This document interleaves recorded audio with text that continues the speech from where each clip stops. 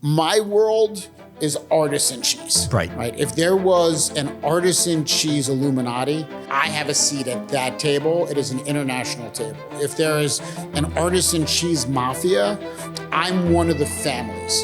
If in artisan cheese it was Game of Thrones, I'm the Starks, okay?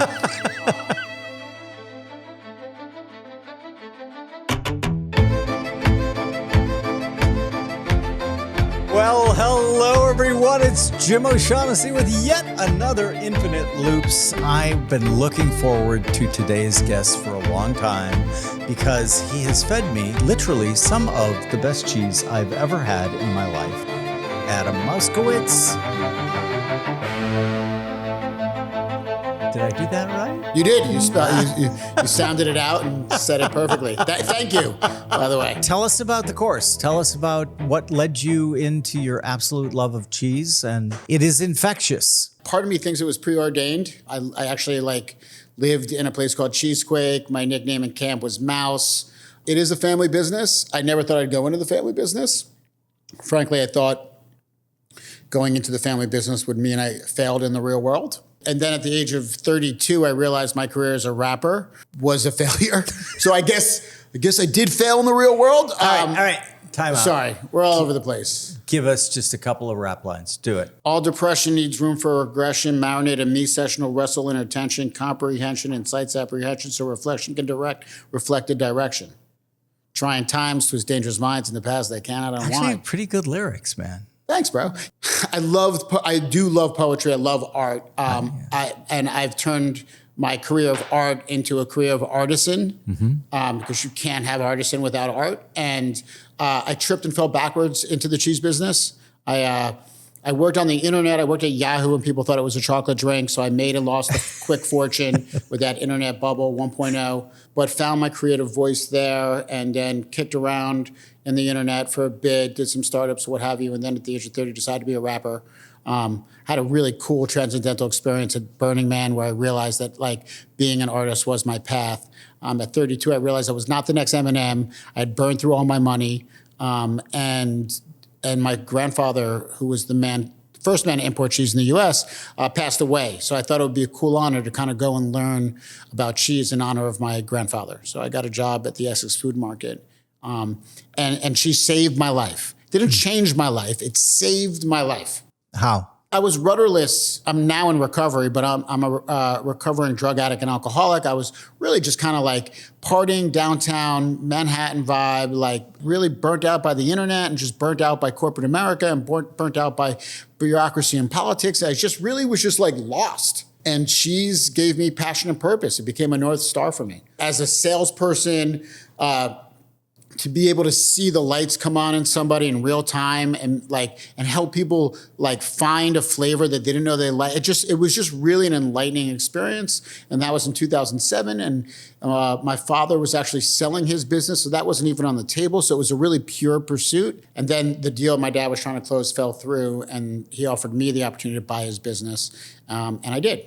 And so that was 2007. And then I launched a sister company in France in 2008. I launched an import company in 2009. I launched my event business in 2010, all of it cheese related. I'm a big believer. A guy named Jerry Sharasevsky taught me not to chase butterflies. And so all my businesses are in concentric circles. So it's a cheese warehouse, it's a cheese import company, it's a cheese event company. And then recently, in conjunction with you, I launched a cheese media company.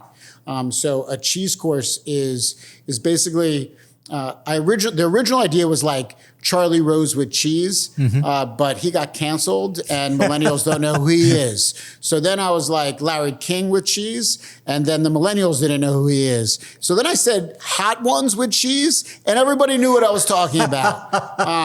But then it got weird because I got to explain to people that, no, I'm not going to burn my guest's face off. This show's not a progressive torture to really cool, famous people.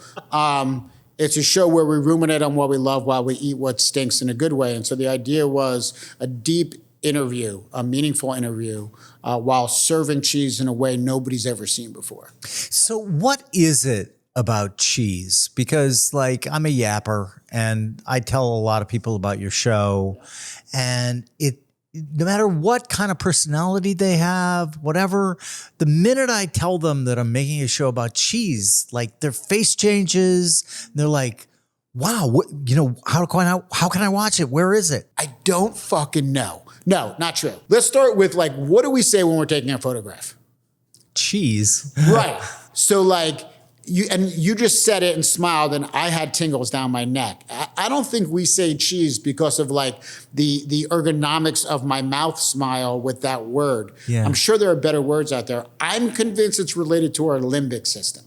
And so our limbic system is where our memories and motivation are stored, but it's also where our sense of smell lives. And so I think cheese is one of our first food memories. I think milk is in fact our first food memory, right? Our first food memory is suckling from our mother's tit, right? So the happiest place on the planet. Right. Who wouldn't want to, could we just take a moment and go back there, And then if you think about the original meal plan of a child, it's grilled cheese, it's noodles with cheese, it's macaroni and cheese, it's pizza. Shout out to my kids, chicken fingers and French fries, but a lot of it is cheese. And so I just think that cheese is part of our diet DNA as a specific human. And then I would go past it and say it's part of our original diet DNA. It's like epigenic in terms of like, since 8,000 years ago, we've been eating cheese. Yeah. And in fact, cheese is a main food sustenance that allowed humans to tip into civilization, right? It comes from the Fertile Crescent. So it's just a happy food. It's also unlike many foods, it's welcome at breakfast, lunch, dinner, and snack, right? So you could put it in your eggs. You could have it on a sandwich. I actually had never thought about that. It is. It's one ubiquitous. Of the few foods that is ubiquitous. You can eat it anytime. Anywhere. Yeah. This is all theoretical. I am not a scientist by any stretch of the imagination. I've just too noticed that people really it's like this, everybody just gets so tickled. It's at a point now where people know I'm coming before I get there. And it's not because I have like really stinky cheese in my pocket. It's like people talk about what I do for a living. I show up at a party and they're like, oh, you're the cheese guy. Right. I've got questions. I am in Europe a lot, and they seem to really look down their nose. Your average European, now you're going to correct me, right? So I'm not dealing with the cheese people. Maybe they're not the same. Oh, no, they are. But like, if I mention cheese, American cheese in Europe, literally. Disgusted by disgust. It. Yeah. No, I mean, this might come as a surprise to you, but there's a lot of ignorant people on the planet. It does not surprise me. No, it does. And then cheese especially in Europe, pretty snobby. Very. It's a very snobby. It's like very much in the wine vibe. When we were making your show, I compared it to the one where we won the entire wine competition, right? Yep. And they were so fucking snooty, and they're like, oh, an American would never even place, you know, and we won. The irony behind what you just said is that the movie that we're also making together, a similar thing has happened. Yeah. Which I just love. I cried and will cry again. I think a lot of it just comes down to a lack of people asking the right questions and forgetting how big America is. Yes. Because there's 350 million people in America. Obesity is a real issue, and there's a lot of cheese in bags, right? But within that framework, there is like the 1% of artisan cheesemakers. We brought some today that are world class and award winning. And so why that is, I don't know. I'll be honest, I don't fucking care. I'm short. I've been bullied my whole life. I thrive in that environment. Look down upon me and watch me roar. Because it's just frankly not true. They don't think there's raw milk cheese in America. Really? Yeah. The Europeans are shocked when they're like, you have raw milk cheese in America? Yeah, dude, of course. Parmigiano Reggiano is raw milk cheese, man. We have Gruyere AOP is raw milk cheese. We even make raw milk cheese here in America. We have some for you today. Terrific. Fucking idiots, I guess is the simple answer to your question. Why fucking idiots? but also great because I love breaking stereotypes. That's kind of my notion. It's just one big stereotype, right? It's like, oh, Wisconsin, the cheeseheads, your Velveeta. Yeah. They always mention. I can't remember the last can of Velveeta I had in my kitchen, right? And yet that's every European. They go right there, or Kraft, the cheese slices, which is like fine. I mean, I don't mind being underdogs. I also think that it is changing. Yeah. That like the reality is that an American cheese won at the World Cheese Awards within the last 4 years. American cheese artisan. Here's the thing. Let's take a big step back.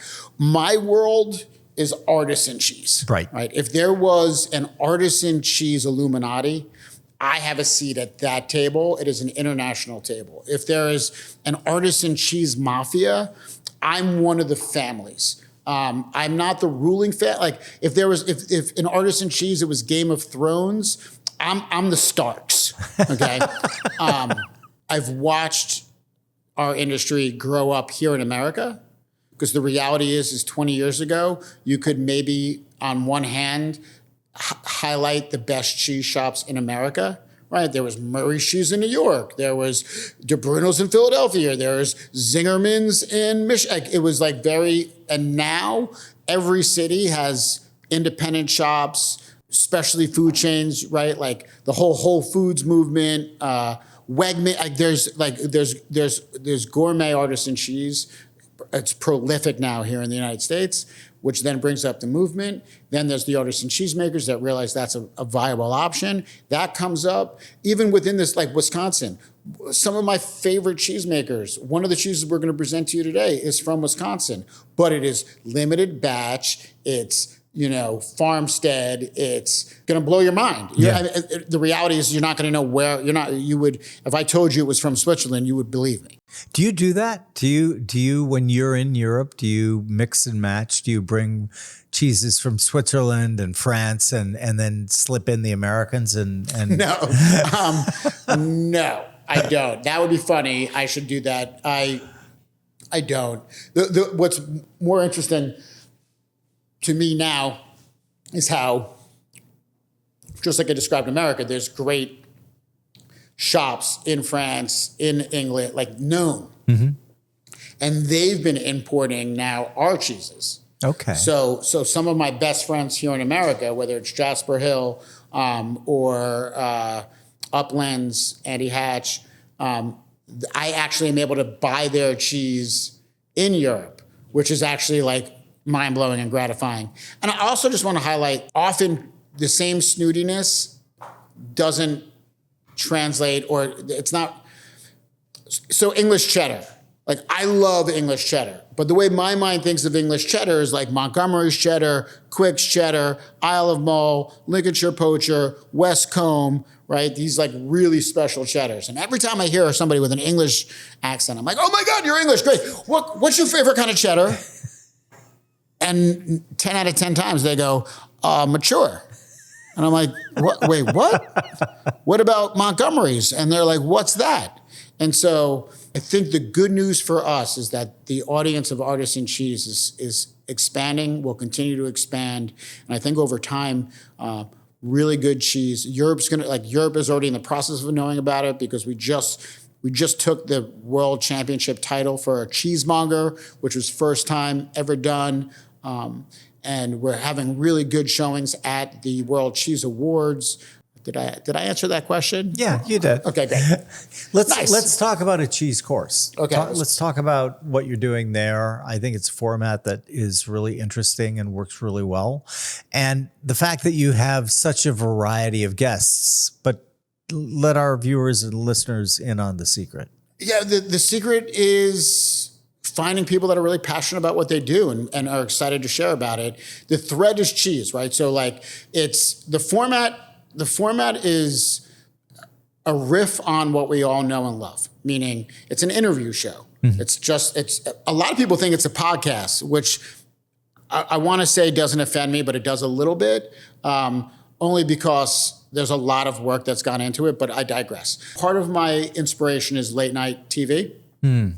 And so what I mean by that is that the food that's being prepared for me and my guest is done so by my cheesemongers, Tommy and Alex, and we actually have them in a camera shot. And so we riff back to them so that they're kind of like my Paul Schaefer.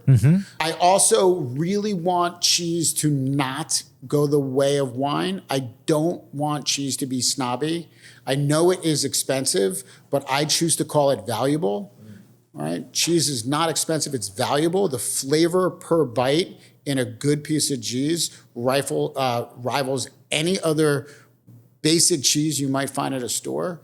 Too much cheese you buy at a supermarket tastes creamy, which blows my fucking mind because creamy is a goddamn texture. It's not a flavor. Right. And so for us at a cheese course, what we're trying to do is we are trying to educate the audience and the guest about cheese in a fun, creative way. I'm trying to show an audience that cheese is not just something that you melt on some bread, that it actually can be center of the plate. It can be the main protein, which I think blows people's mind because it's like, well, what do you mean? Like, it's just you eat, I eat cheese with a cracker. And I'm like, yeah, dude, I eat cheese like an apple. Right, but we could also make it Michelin-like. But most important, I just love talking to interesting people. Same with me, obviously. Yeah, I mean, why did you start your podcast? Because a young guy at my previous firm would not let me rest until I actually did it, if you want to know the honest to God truth. And what's the experience been like for you? It's been fantastic because, like you, I'm just... I could talk to people like you forever. I love talking to interesting people, and I love learning about a variety of things. And so I have kind of the perfect environment to do that, this podcast. Did you ever see the movie My Dinner with Andre? No. Wallace Shawn, he was the inconceivable guy. Oh, yeah, I love that guy. Yeah. So Great he made movie. this movie in I think 81, 82, and I was absolutely fascinated by this movie because literally what it is his dinner with Andre. Oh, okay. And the entire movie is he's really he scores very high on neuroticism. And so the movie opens with him walking to the dinner and his internal monologue, right? Okay. And he's just filled with self-doubt. He's filled with all of these things. And Andre is this kind of larger than life character who's lived everywhere in the world and whatnot. And also a playwright. Wallace Shawn's character is a playwright. But the dinner is riveting.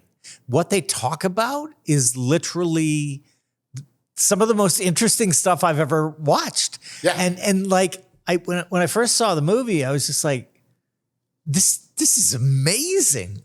And so, I guess I was in the minority. It didn't do all that well, right? Because essentially it's a fly on the wall of two very smart guys talking to each other. I mean, sadly, niche content is usually the best content. But Exactly. And so when the Jamie Catherwood was the kid who wouldn't let me off the hook, and I said, all right, here's your assignment.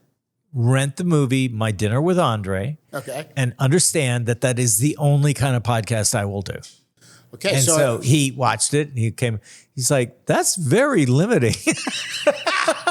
Well, do you think you're talking or interviewing? I'm having a conversation. I have a lot of new authors who come on to promote their book. And I've had several of them say to me, did we even mention the book?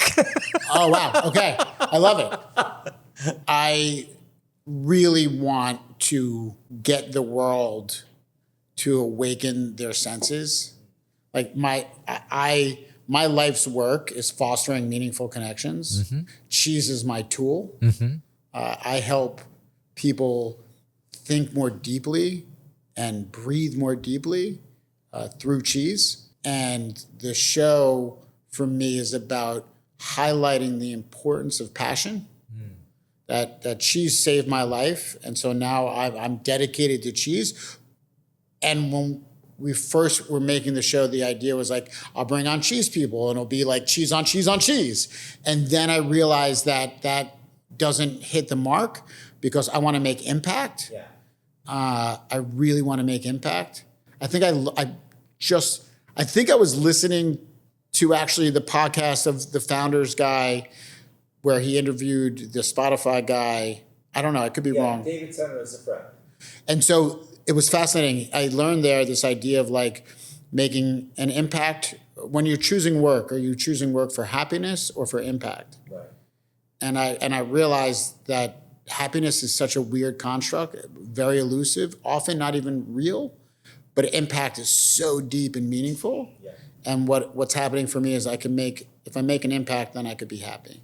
And so the show for me now is really about trying to highlight and illustrate from all walks of life individuals that are doing things that you wouldn't normally expect, right? Like Kat Craddock of Savoir magazine, a woman who worked there to make it continue, decided to buy it. Like that's such chutzpah. And then her first move was to bring it back to print. Like that's so counterintuitive, but to me makes perfect sense. Arthur Kessler, a writer and thinker, he had this idea that the best ideas come out of putting two very different people or fields together. Yes. And I agree. I just think it's like one of the ways we've set up our team. Everyone talks about diversity, and they miss entirely. Yes, diversity is very important, but a specific kind of diversity is important in my opinion, and that is cognitive diversity, interest diversity. The way people, like you can have two super passionate people, which is great, but if they're interested about the same thing, they'll huddle in a corner and yap with each other. But if you get two passionate people and this guy's really interested in AI and this guy's really interested in cheese, those are the conversations I want to listen to. Yes. Because I am so exhausted by echo chambers and in fact believe that we are all given gifts. The God of my understanding, not a Judeo-Christian sky daddy, the God of my understanding, which is the Force from Star Wars, but I digress. Gives us all gifts, and I think my role as I walk this planet is to figure out what that gift is or those gifts are, and then just look to perfect it. The understanding I'll never be perfect, but perfect it. So I think to your point, good work becomes great work when people identify their gifts, focus on their gifts, surround themselves with people that believe the same thing but do different things. Yes. And that's how greatness happens. Totally agree. One of the biggest problems I saw when I was still in asset management is, the archetype. And for the most part, when you put all those people together, it's just a really shitty experience. Yeah. Because what you need is you throw in an artist, throw in somebody who thinks completely differently. They don't think in numbers, they think in words. Or it's I love poetry, for example. And I memorized 100 poems when I was a kid just because I thought it was cool. Do you remember any of them? Oh, for sure. I mean, let's go. Come on. What do you want? Whatever, your favorite. A damsel with a dulcimer in a vision once I saw. She was an Abyssian maid, and on her dulcimer she played, singing of Mount Abora. Could I revive within me her symphony, her song, to such a deep delight would win me with music loud and long.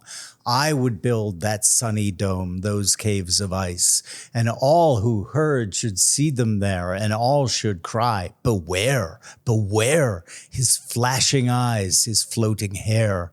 Weave a circle round him thrice, and close your eyes in holy dread, for he on honeydew hath fed, and drunk the milk of paradise. Yo, that sounded like Shell Silverstein and Dr. Seuss went back to medieval times. I fucking love that. That's Coleridge, who wrote Coleridge. Nice. When he was absolutely whacked out on opium. Okay. He was in opium, and the full poem is called Kubla Khan. Okay. And it's about this mythical leader, but that last stanza I just fucking think rocks. It's just so good. It's so dope. Because he's and he wrote that 150, 200 years ago. So what was he saying? Basically, he was saying that he has that urge, that creative urge to build that incredible cave filled with ice and just endless ceilings and everything. But that anyone at that time, at least, anyone who would even entertain that kind of idea was batshit crazy. Yeah.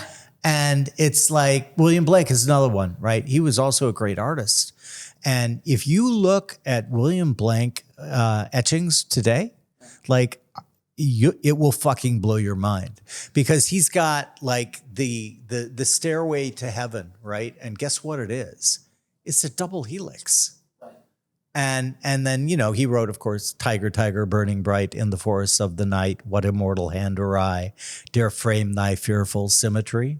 And like literally, I kind of think about that market that way, right? The market is a fearful symmetry. Yep. That ultimately gets things sorted out, but people are like really afraid. So in my instance, I did it just because I loved it. I love T.S. Eliot's probably my favorite poet.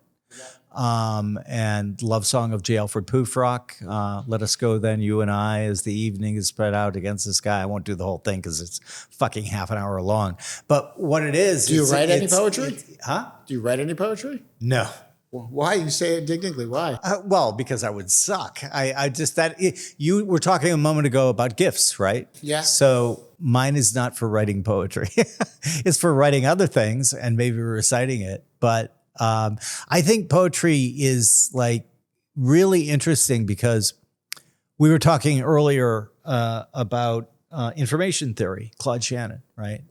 And he had this great line which really cuts through to the chase of what information is, right? And he explained it this way. He was like, okay, so read a political speech. I can guarantee you there is zero information in that speech. Yep. Read a poem, it's chock-a-block full of information. Huh. And so his entire thesis is that information is what is new and attracts your attention. And essentially, when I got done with the whole poetry thing, I just found it coming in handy so many times, right? Yep. Because like literally it's like, oh yeah, you know, Shakespeare said that, or Coleridge, or, you know, and then the other fun thing, like Andrew Marvell wrote this poem, which I also memorized, To His Coy Mistress, right? And all of it, when you translate it, it is like it is not safe for work. Okay.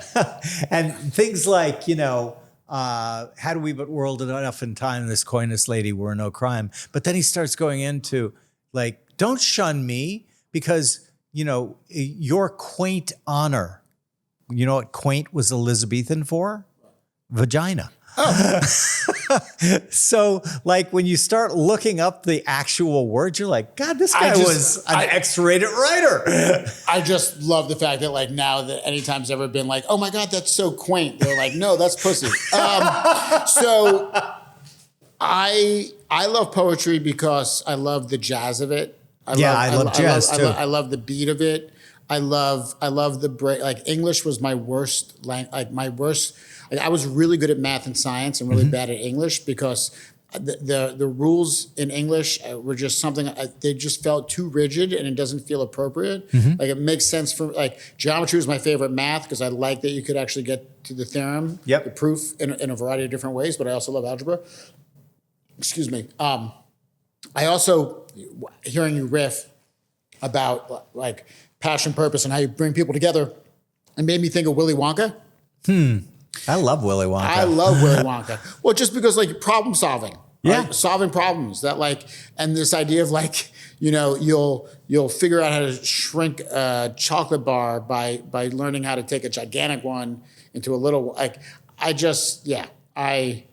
find, and so a cheese course to me is like a very sneaky way to get people to eat more cheese.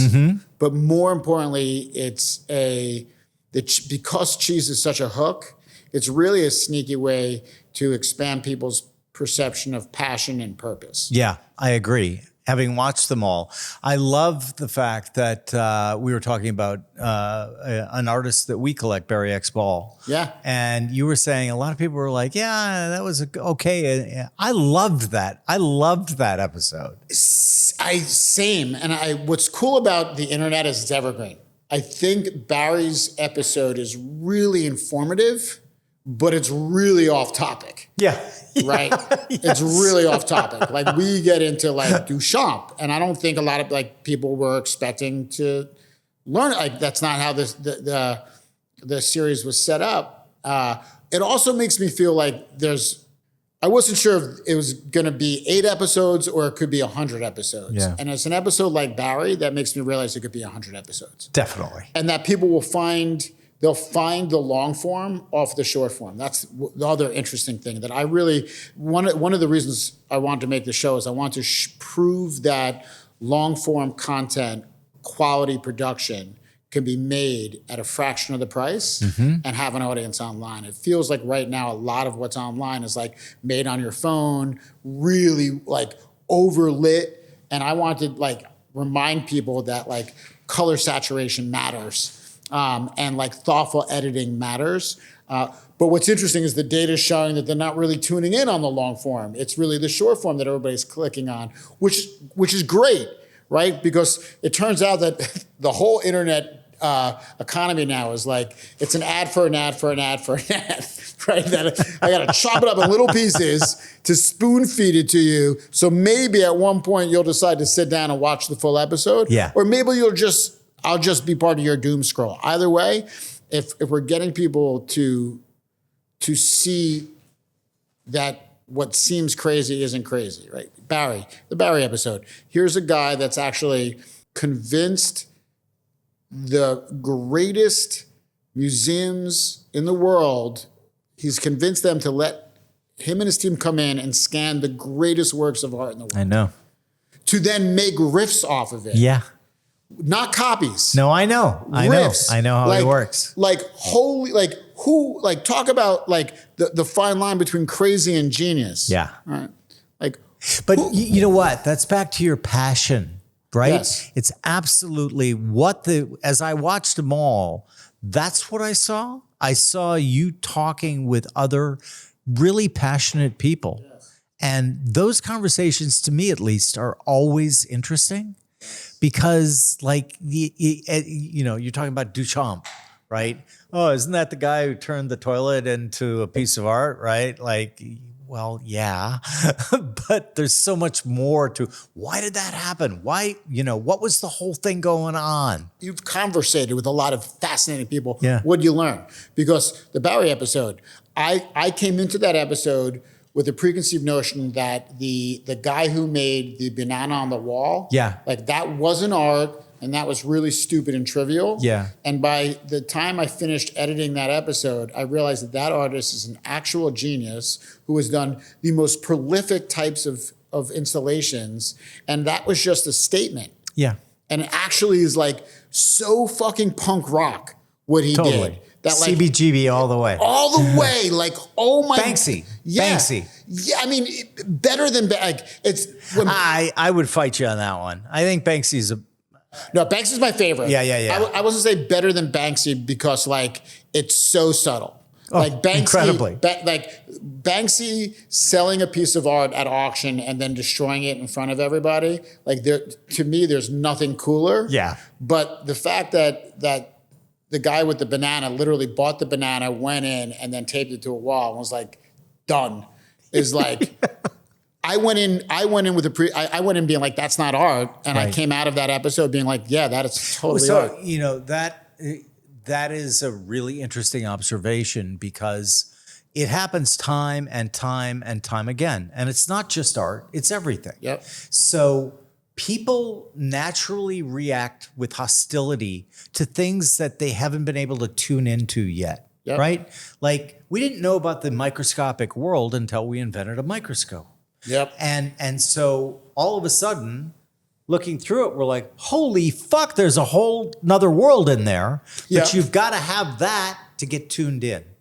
I think the same is true with art, right?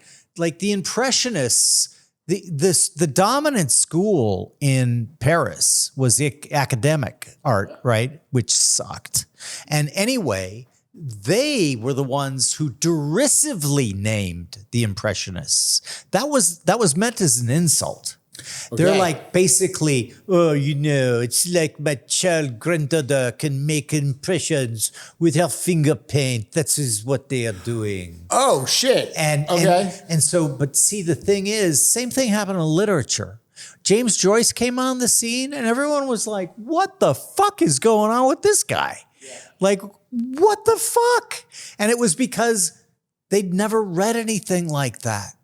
And so now, of course, you've got Bloomsday every year in Ireland and it's celebrated, but it took people time to understand the new form.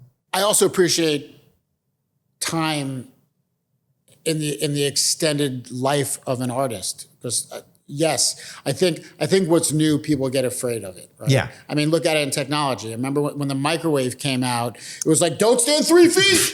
3 feet. And can I get the lead apron? Yeah. And then this week I drove in a Waymo self-driving car, and like the first 3 minutes I was like, oh my God, I better call my wife. And by the end of the day on my third ride, I'm like, this is the greatest car ride I've ever had in my life. I feel so safe. But I also think time in a different frame is also important because my issue with the banana was like, versus we're talking to Barry X. Ball, who could spend 10,000 hours on a piece of art. I'm like, that like time matters. But what he helped me see is that time matters in the life of an artist, not the life of the piece of art. Right. Exactly. And that is a revelation. And let's bring it back to cheese. I mean, because that is an art form as well. I think so. Well, you know what? Let me show you it. Actually, can we eat some cheese? Sure. All right. Are we ready for some cheese? Can we eat some cheese? Right, sure. Let's some cheese. What's interesting about cheese for me is that so much of cheese is happening at the microscopic level. Yeah. But the microscope is not that. We've been making cheese since 6000 BC. Right. So if you think about cheese from like 2,000 years ago. Look at that presentation, too. It's beautiful. Oh, what do we got? On the side for you. So the bottom is cucumber, fresh cucumber. Okay. We have Latour. So that is from Alta Longa over in Italy. So 3 milks, cow, goat, and sheep. Soft ripened cheese. On top, we have smoked salmon from Alaska. Little capers, little dill, shallot. Oh my God, you're going Jewish bagel. Yeah, he's got a Jewish bagel for us. Jewish bagel. Cheers. Cheers. So is this art? I think so. Look at it. I mean, it looks. And now wait, more importantly.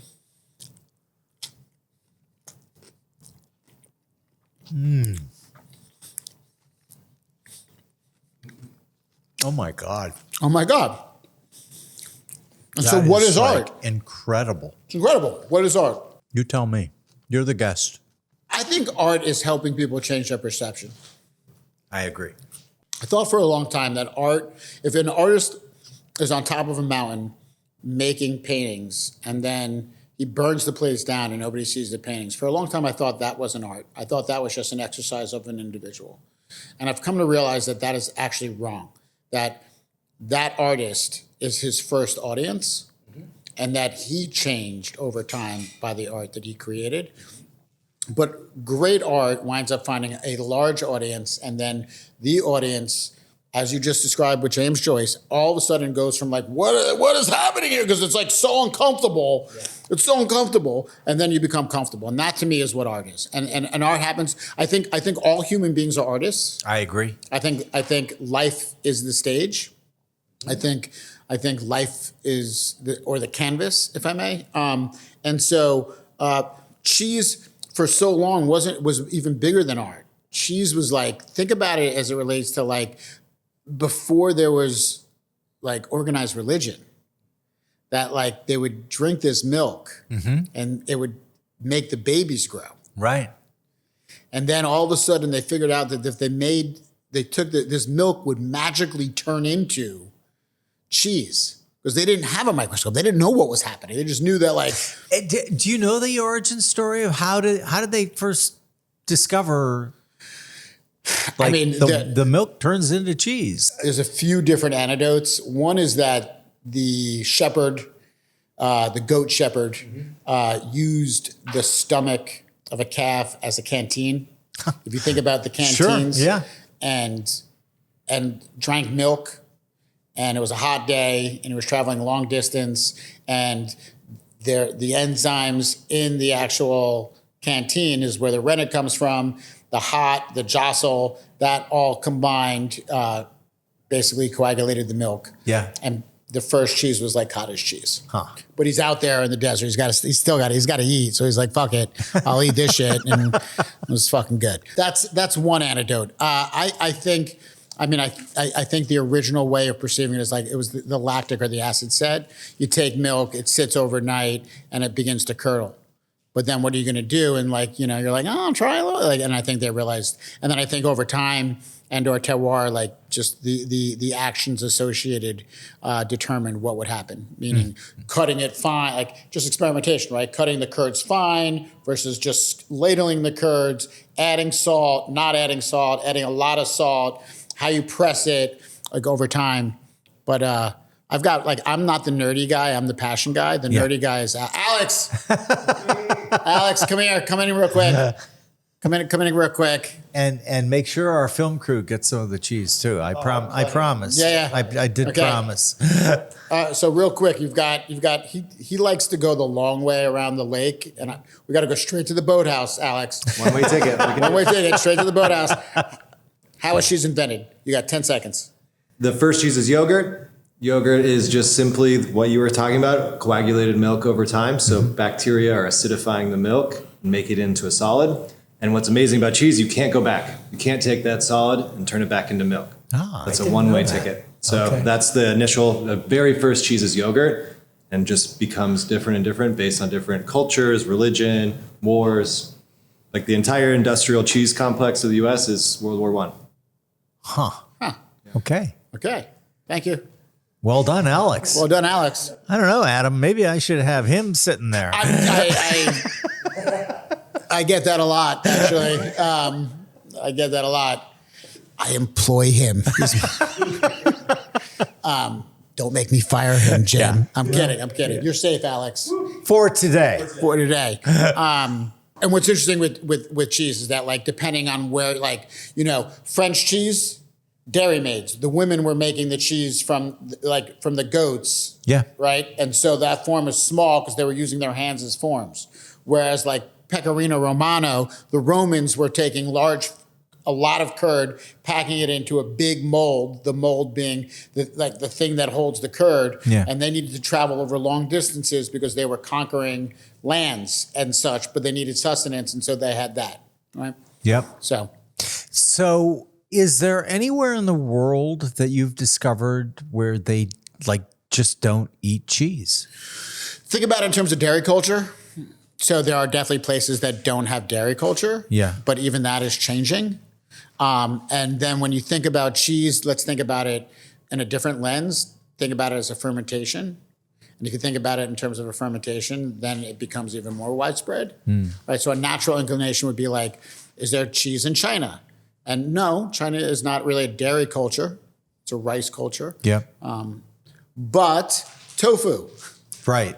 So fermentation. Right. So tofu is kind of like cheese. Oh man, the comments, the cheese people are going to like lose their fucking mind on that one. But then but Ireland, dairy culture, but not cheese, butter. Right. Absolutely true. So you think about it in terms of dairy culture, but then where's yak cheese from? The yak cheese? Yeah. Mongolia, right? Right. So Mongolians are making cheese from yak milk. Yeah. You know, and then camel cheese.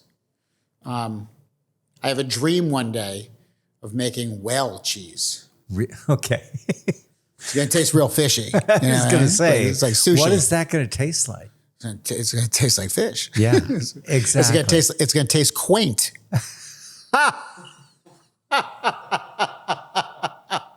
Wow. Did I go there? You're lucky that this podcast is the anything goes. Yeah, totally. It's like you we're can not swear as much as you want. Yeah. No, we're in the dark corners of the internet right now. Yeah, the quaintness, very quaint. No, I mean, but think Very, about it. very quaint. Very quaint. Like, no, I mean, no, there's this like cheese is from milk, so mammalian, right? So Yeah. like there was a movement. I haven't. It's gross, but there was like some chef that was making cheese out of his wife's milk, which is Really? Yeah, dude. Look at it. Google it. It's fucking like I don't know why you would do that. Like just drink it, but it's so weird. And then like people often The baby might get a little pissed off about that, though. I mean, dude, the vegans. Wait a minute. Now You're the vegans are going to lose their mind. yes, of course. But like, Dad, what the fuck? What the fuck? And he's like, and the dad's like, I'm making this for later. So, and like I get a lot, like I don't know, like the least favorite question I get is like, what's your favorite cheese? And I'm like, chicken cheese. It's just a bitch to find those teats. And people are like, huh? And I'm like, oh my God, dude. Those people usually misspell my name. And so where are we? Want to try another cheese? Yes, That was of good. course. Are we ready That for first another one was so Alex? incredibly delicious. That's right. This is a very interesting riff on Gruyere. So this is 1655 Gruyere. This is probably the best expression of Gruyere in the world. We have a panipuri shell, so an Indian little semolina shell. Inside is coconut candy papaya and a little turmeric and garam masala. Wow. Okay, wow. All right. Absolutely. Now again, we're back to art, right? Look at this. Is this art? This is definitely art. That's what I'm saying. Cheers. Cheers.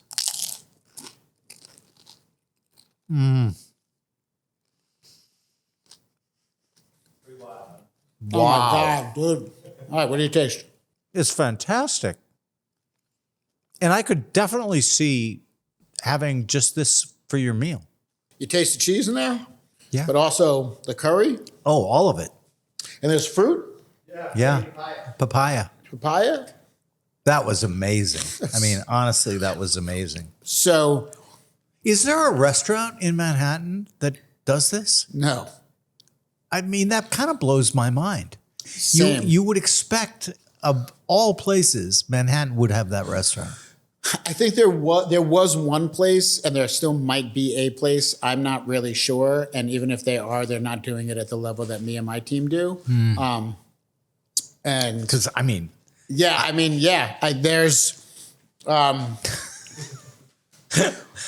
restaurant seems like a lot of work, but Yeah. we do private events. okay. All right, Jim. Yeah. So if you want to have us back for a private event, Oh, I'd be definitely. more than happy to come. Definitely. And I don't even have to come. We could just send Alex. But I view you, Adam, as an asset, though. Thank so, Thank you. Nice. I'm like, can't have ass without an asset. So I think what's interesting also, because the way my brain works when serving cheese is like you want to check a lot of boxes, right? So like check a lot of boxes. You got milk type, cow, sheep, goat, whale. You got yak, camel, chicken. No, cow, sheep, goat, and buffalo, yeah. but really cow, sheep, goat. And then you have make type, right? Or rind type. So you have soft ripened. The first cheese was soft ripened. 3 milks with candidum, Geotrichum. geotrichum, and candidum, or just geotrichum.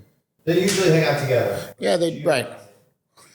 Sorry, the cheese that looks like an old man, wrinkly. Yeah. That's what we were just talking about. Okay. So like that first cheese ticked a lot of boxes. We knocked out all the milks, cow, sheep, goat, and then we got soft ripen, and then we got the rind being geo, and then the second cheese is Gruyere. So now we pivoted to just cow. Yeah. I love cow cheeses. That's usually my favorite. Alpine style, or Alpine, not even style, Alpine. And then, yeah. So I'm like, what is he going to do next? Because like, we're ticking a couple of really good boxes. As we wait for the next serving, which I am really looking forward Jim to, wants to eat more. let's talk about the movie a little bit. You know, you were taking a pretty big risk, right? Because they could have gone and I bet a house. Actually, let's be real clear Yeah. and simple. The cool story. Sorry, I'm please. learning how to be a better interviewer, but I'm not even interviewing. I'm being interviewed. I'm interrupting. That's okay. I'm sorry. I took it. You were saying, Jim. No. Tell us about betting the house. I want to finish. I want to be a respectful guest and allow you to finish your question before I talk too much. All right. So I was going to say, and you anticipated what I was going to say. You literally bet a house on a highly unlikely outcome. Yes. What was it that was like, you know what? I really have to make this movie. I love my community. I'm a part of the Artisan cheese community. So there's cheesemakers and there's cheesemongers. Cheesemakers are the people who make the cheese. Cheesemongers are the people who sell the cheese. The cheesemonger community is my people. They are a bunch of outcasts. They're a bunch of second career people. They're a bunch of passion, purpose people. I have spent the last 15 years mentoring cheesemongers and trying to get them to believe that they're more than just people who cut the cheese. Because I love cheese, and cheese needs a mouthpiece, a puppeteer, an advocate, and the cheesemonger is that person. And so I've been fostering this community of cheesemongers through an event called the Cheesemonger Invitational. And what I've been seeing at this event year over year is that what they were creating with cheese just kept to be mind-blowing. So I'm sitting at like the forefront of a movement that nobody knows about and nobody's seeing, but I have a front row seat to this incredible dynamic group of people and this ridiculous thing they're doing with cheese. Right? Like that's, Alex, how did I meet you? Cheesemonger Invitational, right? So hundreds of almost now probably thousands of people have come through Cheesemonger Invitational. So I have this firsthand look at cheesemongers and what they're doing. And it's a super cool community. And I love documentary films. So like Som, great movie, Born in the Brothels, sad but amazing movie. Like all these different glimpses, right? Great documentary film is like a glimpse into a place you never thought to even look, perhaps. Right. And cut to, for the last 15 years, I've been having the entertainment world approach me about, oh my God, Adam, you're so funny and I love cheese. Let's make a show about you. And I'm like, all right, cool. And then what happens is the establishment, right, has been like, oh, wait a second, you're too funny, less funny. And I'm like, but I don't, and then like, oh, and can you grow your hair like a boy band? Real note. No, come on. Swear to God. And cheese is too narrow. You know, the flyover states, they don't like cheese. And I'm like, have you ever been to a flyover state? Like fucking casserole, you idiot. Hey, I grew up in a flyover state. No, I know. And it's got a great cheese shop there. France 44, That's shout right. out. That's right. And so like I just kept hearing the gatekeepers telling me, no. The closest I got to my own show was a specific channel sent me to Montreal to eat cheeseburgers for 3 days because we were doing a show about comfort food. And then they told me I wasn't Olive Garden-y enough. Which, by the way, I was like, you're damn fucking right. At what point, motherfucker, did I ever let you think I was? Like, Olive, like, what? I've never even eaten that. So I've never been to one. I've never been to one. So no disrespect to you, Olive Garden. Like, none of your, actually, let's be honest, none of your listeners go to Olive Garden. Nobody listening to this podcast has ever been to an Olive Garden. They're like, no, some of them are like, we have a garden where we grow olives. Is this what you were referring to, Jim? No, not at all. So what happened was about 5 years ago, I was like, you know what? I'm gonna make shit. So I packaged up a TV show idea that's kind of like, it was like Top Chef meets Iron Chef with a ton of cheese. But it was super, I made it way more complicated than it needed to be. I started pitching it and I started hearing again, like I was getting into the rooms. This time they were telling me the industry's dying. Nobody's spending money. It's a fucking bloodbath, man. I don't even know if I'm gonna have a job next week, right? At all of them. And I was like, oh, okay, that's really, I'm like, I keep going to Netflix and like, there's a new show coming out. So like, who's fucking making it then? And then while I was doing that, an amazing documentary filmmaker reached out to me over Instagram and was like, I want to make a documentary movie about cheese. And everybody I talked to says, I need to talk to you. And I was like, all right, cool, let's take a meeting. And we took a meeting, and brilliant filmmaker, Sarah Jo Walensky, working for The New Yorker, love that magazine, did a bunch of shorts that I really enjoyed. And most important, she loved cheese and she was nerdy. And those were two really important things for me. I wanted real charisma, not fake charisma, passion charisma. And she told me a story about going to Murray's Cheese and eating a cheese called Hollerhocker and it blowing her mind. And Hollerhocker is a cheese that I introduced to the United States. Huh. So I'm a big believer in the force showing me the way. Yeah. Right. That was a fortuitous moment of serendipity, an important one. And so I was like, let's do it, but we're going to do this together. I'm going to be your partner. I'm not going to just like the industry is all about like talent hold agreements and shopping agreements, and we're gonna lock you up, but take your shit and give you nothing. Ha, ha, ha. You'll be famous. And I'm like, I don't even fucking want to be famous, you fucking assholes. I just want to tell a good story. So with her, I was like, we'll be partners. And she was rightfully so very concerned about being partners because she didn't want to compromise the integrity of the content. Yeah. So I said, here's the partnership. Let me handle the business side. You handle the creative. I have zero creative decision. And we began our journey. And our journey was, we put up some money. We did a couple of shoots. She wanted to partner with a traditional production company. So I was against that at first. I still am, technically. But I was against that. But in spirit of collaboration was like, okay, we had 3 amazing production companies interested. We went with one production company. And we began pitching, and I just started having the same experience. We're in the pitch rooms, and they're like, so a cheesemonger makes cheese? And I'm like, no, dude, that's cheesemaker.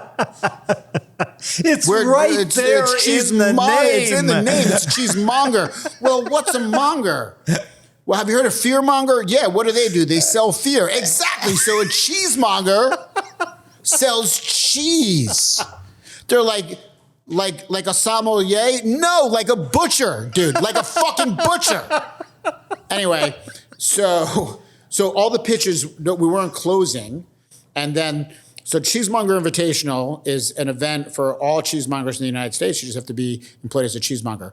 Then the best of the best, I go through CMI Masters, which is a master level event modeled off of my dear friend Rodolphe's world championship cheese contest called Mondial de Fromage. And so CMI Masters was coming up and we had to get the shot. And so I'm like, we got to get the shot. And the production company I was partnered with was like, well, we don't spend money. And I'm like, but you're a production company. They're like, no, I know, it's weird. We don't spend money. I'm like, oh, I get it. You're a gatekeeper. Got it. Okay, cool. What if I spend the money? And they're like, all right, but we're like not scrappy. You know, we're Academy Award winning production company. I'm like, all right, how much? They're like, this much. I'm like, oh, wow, that is a lot of money. I'll bet on myself. And so I put up the money. And at this point, I was about 40 grand in. And it was during that shoot that the production company's team, the EP and her DP and all them were like, oh my God, dude. Like, we always thought you were funny and interesting, but we really had no idea what your universe was like. We really didn't. We were still figuring that out. But holy shit, you create like this. Your universe is amazing.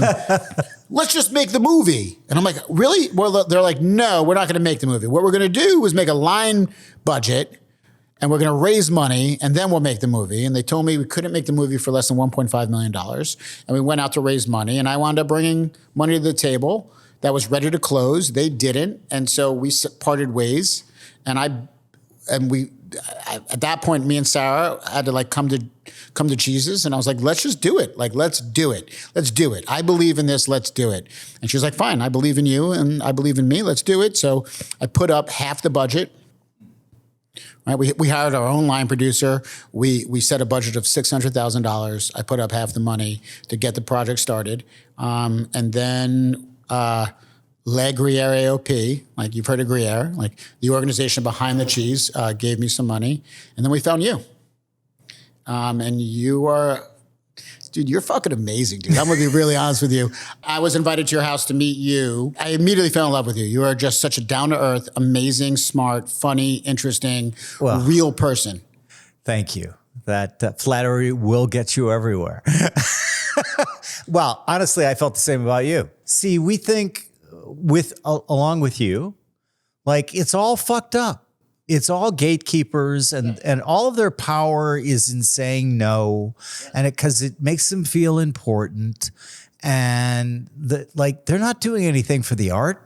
No. They're not doing, in fact, they're retarding the art. Yes. And no innovation, no creativity. None of it. Yeah. Right? Vanilla. Yeah. Yeah. No risks. I know. Let's make another superhero movie. Right. Or right? baking show. Baking show. We need another baking show. We need another one. Let's do a show that's about baking, but we're going to trick you and say, is it cake or is it not cake? At the same time that this is happening on that side of the house, right? Yep. No creativity. Yep. Copy. We have this explosion of truly, like you're the perfect example, truly creative work being done. Yep. And I believe deeply there is an audience for that work. I believe that there's a not small part of society that is like, hell yeah, I don't have to watch another fucking baking show. And not only that, but the distribution's democratized, and it's not even just thinking about it in terms of America, it's now thinking about it in terms of the globe. And there's unequivocally, if there's one thing I learned when working at Yahoo back in the day, is if one person's thinking about it, 100 people are thinking about it. Absolutely. And if 100 people are thinking about it, 1,000 people are thinking about it. And good shit always finds a home. Totally. You know, there's an author, Howard Bloom, who used this great analogy, which I use often, and it fits with you, I think, or with what we're doing together. And that is, if you take a bunch of salt and you put it into a big clear beaker, right? You put a whole box of Morton table salt in there, then you boil it and let it cool. The salt disappears. You can't see the salt anymore. So as the beaker is sitting there, it looks like a beaker of water. Walk over to it with a single grain of salt and drop it in, and it all comes together. And that's what we're doing. They're like the gatekeepers, right? They're looking and they're saying, that looks like a beaker of water to me. I'm not going to try anything different with it. Meanwhile, there's a huge audience there that they just can't be bothered to drop a single piece of salt in there to find out how big that audience is. And just to be clear, if they want to make a deal with us, we'll make a deal with you. You just got to pay us fair market value, right? We're going to do deals if they come to the table, but we're going to get you to the table after we prove the audience. Yeah. Right. And that's the thing, right? So like, that's where I think we're at in the media economy. Yeah. Is that like YouTube, Instagram, TikTok is like, we'll build the audience. We'll prove the concept. And so there's no risk takers on the gatekeeping side, but there are toll booths. Mm-hmm. And like, I'll gladly make them pay the toll booth for us, mm-hmm. To build the audience. But you also asked a different question, which was, what's the movie about? Where was the risk? Because the risk was, the movie's about competitive cheesemongering, following American cheesemongers going to France to compete in a world championship cheesemonger contest where we've never done well. Right. Right, never done well. Because it's European, it's French, bring it back to the beginning of the conversation, like, they don't even know we have good cheese here. And the cool thing, I don't want to spoil the movie, right? But let's just say that, like, also part of it was I went to the contest as a drug addict and alcoholic, so it was an excuse to party. Never took it seriously. I just paid the way, and then in recovery, I decided to take it seriously, and that's when we decided to make the movie. So the question was, how are we going to do with a real team helping the best cheesemongers become the greatest cheesemongers? Yeah, and we performed really well. When we made the movie, and then we went back and performed even better recently. And the good news is the movie's not done. And so it is done, but there's still room for the credits. and we did the impossible. And watching the movie in, the format I saw it in, right? We rented a theater right over here, remember? I do. And the movie's so much different now, by the way, but yes. Yeah, no, I know. I've seen or been told about some of the changes. But that version, I loved it. I loved watching it. And I think that there's something else in our base human OS code. People like kind of the competitions and, it can be about driving an F1 car, or it can be about making the best cheese or presenting it the best way. But the comments is what I really loved. I was just listening to everyone around me, and they're like, yeah, I did not think, one guy said to the other one, well, I know Jim, and he said that we should come. And I was like, okay, I'm going to go. And he's like, that was really, really good. So it's funny that you said that. I am at a stage in my life where I'm just making things because I need to make them. And so it's not about the result. It's about the process. It's about the journey. It's what it's all about. At that same viewing, there was a couple in front of me, and the woman was just losing her mind. And I was convinced she was in the cheese business. Yeah. Because it was with each scene, there was a gasp or an awe or a laugh. It was as if she knew the people in the movie. And when the movie ended, I went around. She was like, oh my God. That was great. I'm like, are you in the cheese business? She goes, no, I didn't even know what a cheesemonger was yesterday. And I was like, oh my God, we're totally onto something here. And I think the movie is not just about cheese. It's about the same theme as everything we've been talking about today. Yeah. Which is being passionate, having purpose, not taking no for an answer, believing in yourself. That's the dirty little secret, right? Because that's why she was gasping. That's why, because you saw that in the participants. You saw that in you. You saw that in everyone that was in that movie. And that's what people respond to, I think, right? More so now than ever. Yeah.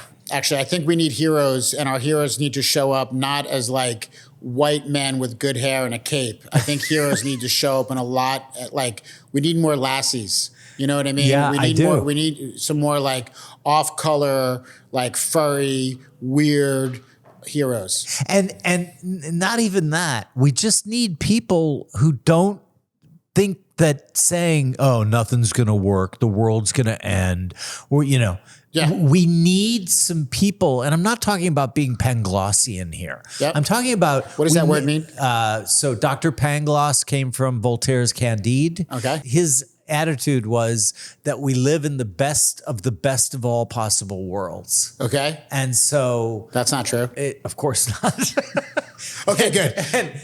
And Voltaire kind of made that point in the book Candide, because Dr. Pangloss is there's earthquakes and fires and people after them to kill them. And Dr. Pangloss is just going along saying, no, we live in the best of all possible worlds. Right. So that's the caricature type of optimism, right? I believe that what I am is a rational optimist. Yes. Does it mean that everything's going to work out? Absolutely not. No. Does it mean that even if we make these great strides and great progress, that we aren't going to still have a bunch of fucking problems? Of course it doesn't. But it means that we little humans, putting our minds together, can come up with miraculous things. Yes. We can come up with better explanations, better conditions. Does that mean we're going to have no problems? Of course not. But they're going to be better problems. I want problems. Yes. That's where the magic happens. Exactly. Yeah, remain teachable. Problems are portals to discovery. Yes. And everyone, oh no, we couldn't do that. That would cause a problem. Good. Yes, disrupt. Cause some problems. Yes. Because if you don't, you're just, look, life is movement. Stasis is death. As you're moving, you're taking risks. The platform that you're helping me rise up to is this idea of believe in yourself, bet on yourself, believe anything is possible, and hard work and practice matters. Totally. Like that's hard work and practice and hard work. But you know, the thing is, I think that what stops so many people is my friend Annie Duke has written several books about this. She was the poker champion, and she puts it this way.